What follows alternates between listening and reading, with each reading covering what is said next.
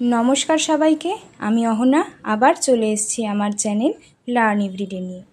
আগের দুদিন আমি ভিডিও দিতে পারিনি, আজকে আবার এসেছি। আমি বলেছিলাম হাইপারটেনশন হাইপোটেনশন পড়ব। চলো তাহলে শুরু করা যাক। প্রথমেই জেনে নিই হাইপারটেনশন কী। হাইপারটেনশন হলো যখন ব্লাড ফ্লো অনেক বেশি তাড়াতাড়ি হয় আমাদের আর্টারির মধ্যে, যদি সেই ব্লাড ফ্লোয়ের প্রেশারটা অনেক বেশি বেড়ে যায়, সেই স্টেটটাকে বলা হয় হাইপারটেনশন। হাইপারটেনশনের কতগুলো স্টেজ আছে। ফার্স্টেই নর্মালটা দেখে নিই। নর্মাল বিপি হলো আমাদের 120/80, ঠিক আছে। তো এলিভেটেড বিপি আমরা কাকে বলবো? এলিভেটেড বিপি বলা হবে যদি 120 থেকে 129 সিস্টোলিক ব্লাড প্রেশার থাকে বা less than 80 diastolic blood pressure থাকে, ঠিক আছে।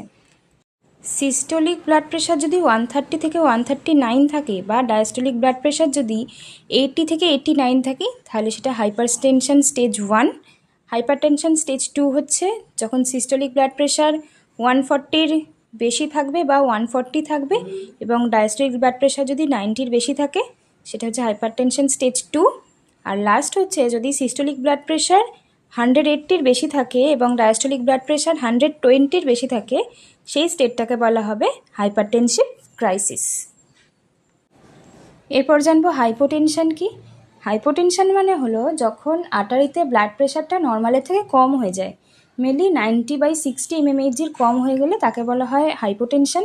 আর হাইপোটেনশনের মধ্যে খুব ইম্পর্ট্যান্ট একটা জিনিস হলো অর্থোস্ট্যাটিক হাইপোটেনশন বা পস্টুরাল হাইপোটেনশন। অনেকক্ষণ শুয়ে থেকে উঠে বসার পরে হঠাৎ করে আমাদের মাথা ঘুরে যায়, সেই জিনিসটা হচ্ছে অর্থোস্ট্যাটিক হাইপোটেনশন। এখানে সিস্টোলিক ব্লাড প্রেশার 20 mmHg এবং ডায়াস্টোলিক ব্লাড প্রেশার 10 mmHg নিচে ড্রপ হয়ে যায়। বোঝা গেল? আর বিপি মেজার করা হয় স্ফিগমোম্যানোমিটার দিয়ে। আর বিপি মেজার করার সময় যে সাউন্ডটা আসে সেটা হলো কর্টাকফ সাউন্ড বা কোরোটকফ সাউন্ড। আজ তবে আসি।